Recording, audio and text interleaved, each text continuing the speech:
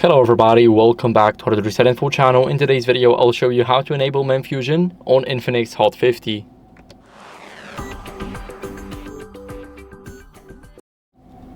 So first, what you guys want to do is enable it in the settings. So let's go over to settings. So what MemFusion is, it basically expands our RAM. So let's go to settings, scroll down until you see special function, and here go to MemFusion. Here, as you guys can see, all you need to enable it, simply just tap the switch. Now set your virtual RAM to whatever you want, and now click modify and restart.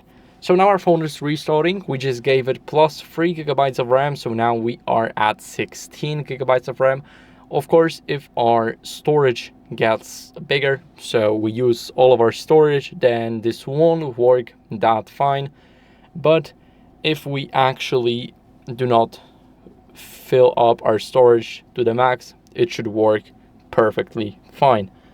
So after the restart, you guys will see that we have enabled MemFusion successfully and that our virtual RAM size is at 8 GB. Let's enter the password to see if it really works. Go to settings and now scroll down to special function, then MemFusion.